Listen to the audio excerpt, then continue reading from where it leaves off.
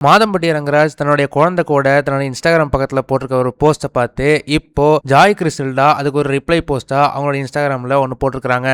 உங்கள் சத்யாவில் இப்பொழுது ஆடி அதிரடி தள்ளுபடி. மாதம்பட்டி ரங்கராஜ் தன்னுடைய இன்ஸ்டாகிராம் பக்கத்தில் என்னுடைய மகனான ராகா ரங்கராஜை நான் கிட்டத்தட்ட 6 மாசமா எல்லா விதமான பொறுப்புகளோடையும் கடமைகளோடையும் அவனை பத்திரமா நான் பார்த்துக்கிட்டேன். இனிமேலும் நான் அவனை பார்த்துக்குவேன். அவனோட வாழ்க்கைக்கு என்னென்னலாம் தேவையோ அதெல்லாம் கூட இருந்து நல்ல துணையா இருந்து செஞ்சு கொடுப்பேன் அப்படின்ற மாதிரி ஒரு ப்ராமிசரியான ஒரு விஷயத்த அவர் இன்ஸ்டாகிராம்ல சொல்லியிருந்தாரு.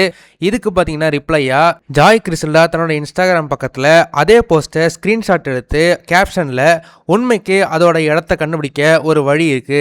சில போர்கள் சண்டை போடுறது வெற்றிக்காக இல்ல, ஒரு குழந்தையோட எதிர்காலத்துக்காக.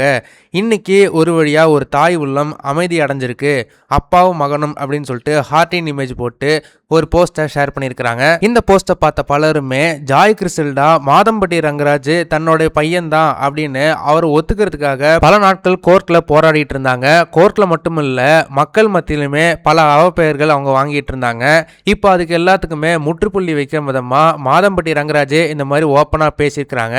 அதே போல கடைசியா இவங்க ஜெயிச்சதை பார்க்கும்போது பல பேர் ஜாய் கிறிஸ்டல்டாவுக்கு வாழ்த்துக்கள் தெரிவிச்சுட்டு வராங்க.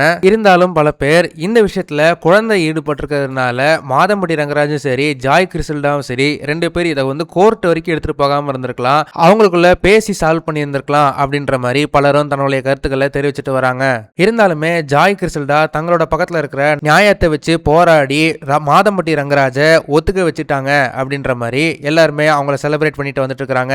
மாதம்பட்டி ரங்கராஜ் கடைசியா எடுத்த அவருடைய முடிவை பத்தி நீங்க என்ன நினைக்கிறீங்க அப்படின்றத மறக்காம கமெண்ட் செக்ஷன்ல சொல்லுங்க.